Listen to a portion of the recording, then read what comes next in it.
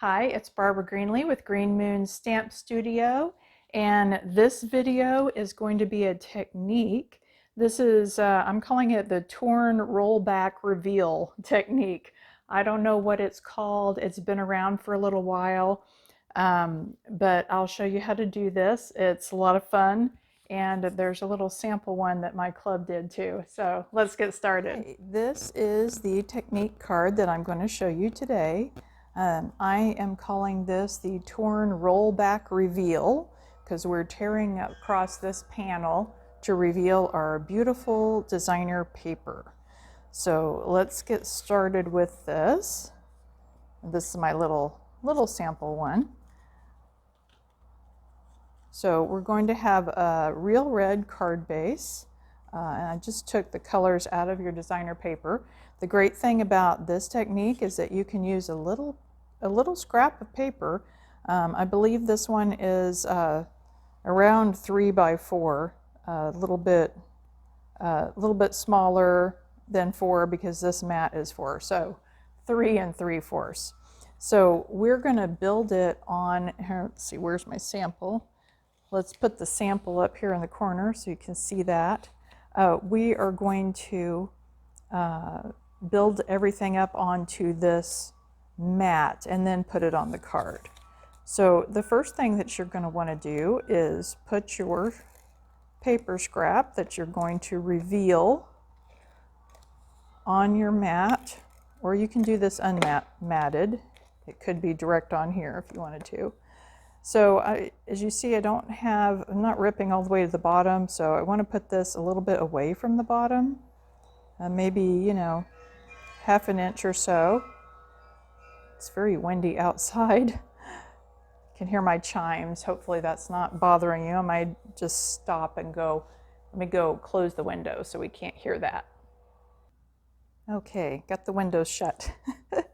All right, so now on top of this, we're going to put another white mat, and that's what we're going to tear. So what you're going to do is kind of stage this. I did run this mat through the Zinnia 3D embossing folder. I don't know if you can see the pattern on that is beautiful. This one's an online exclusive. So just stage that so that you can see where your designer paper is, and then start to tear. And then do another little tear down here. So now you know how wide you can tear. You're going to vary your tear across your page and stop about, an inch or half an inch from the back. You can angle it up or down or every which way, whatever you like. That looks cool. I like that. It got wider and then smaller. Now this is the part that you're going to roll up, but this is a lot to roll up. It gets a little bulky, so cut half or more of it off. And then roll this up so that you can break the fibers in your paper. It'll be a little easier when you're ready to glue. Okay, so you don't want that to be too much more thickness than a dimensional. If it's still too thick, cut a little bit more off. I think I'll cut just another little layer off, like a 1/4 of an inch. And let's see how that feels now. Yeah, I like that. Okay, now we're going to use liquid glue. And you want to put a line of glue right here. And I did not come up with this technique on my own. I saw it from another demonstrator. Her name is Jackie. And I don't know what she called the technique. I just came up with a name for it for myself, for my ladies.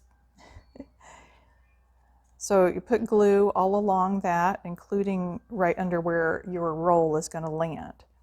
And then hold this for a few seconds, maybe 10, so that the glue can soak into your paper.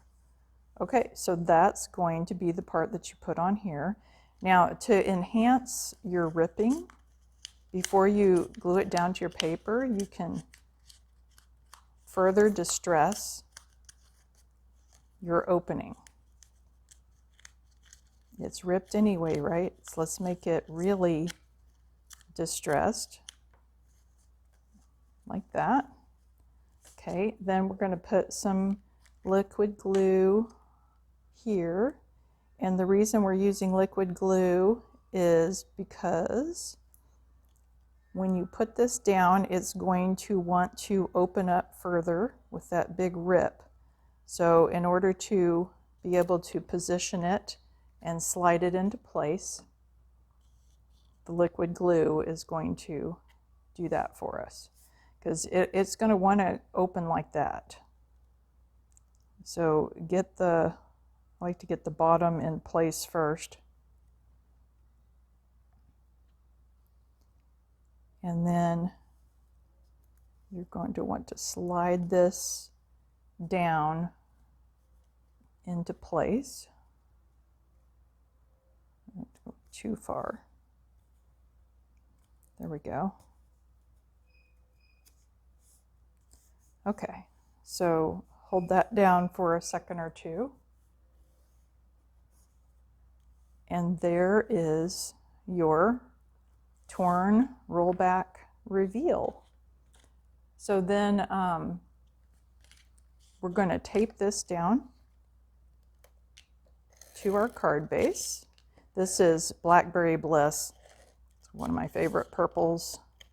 Of course, I don't think there's a bad purple, just like there's not a bad green or a bad blue. Those are my three favorite colors. Green being number one. Okay. So that's in place. And then this is also out of the same stamp set.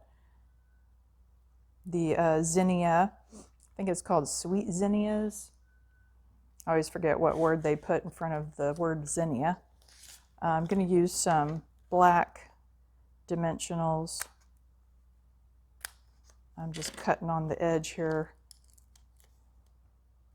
because this pack is already in use. I heat emboss this in white embossing powder. And I'm just going to put that across here. I die cut it out using the Nested Essentials dies. I used this one right here, the third one in from the outside. Fits perfectly across. I love this die pack. Okay, and then to add a little extra, I've got a green glitter dragonfly that I cut out with the Dragonfly punch. I think it's just called Dragonflies. And you can add a little interest to your dragonfly too by curling his wings a little bit. And let's put him up on a little white dimensional that just barely fits on there.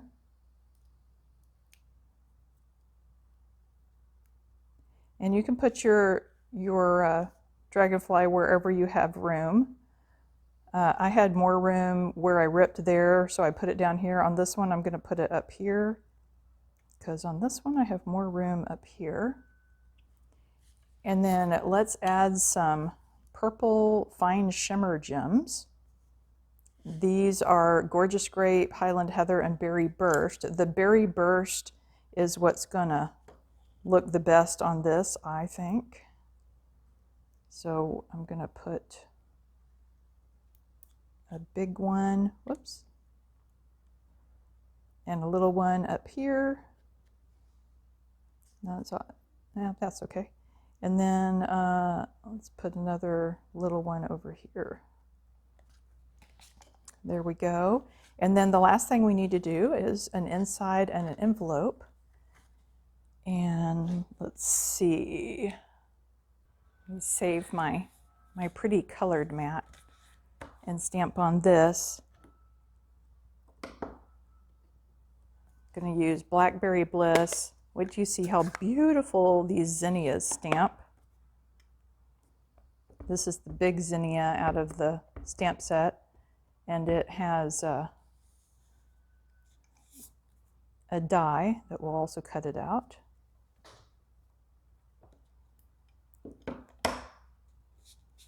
Yeah, look how beautiful that is. All the detail. And we're going to stamp the envelope too, of course.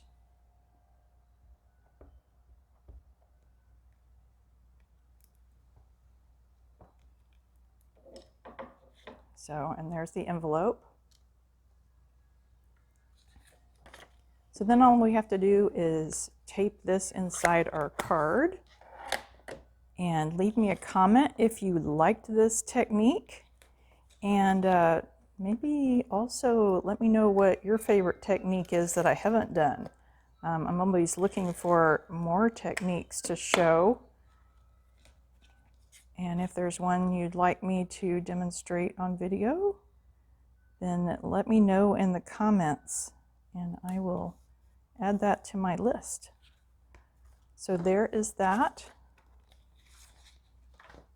And my club also did a little technique version. We have a book that we do every month, and so I've added mine in the book already. We do this every month, add a little technique in there. It's my technique journal. Can barely close it, right? So anyway, I hope you enjoyed that technique and you'll give it a try. It's great for your little scraps that aren't big enough for a whole card front, but big enough to put on a card front and do this roll back reveal. Thanks.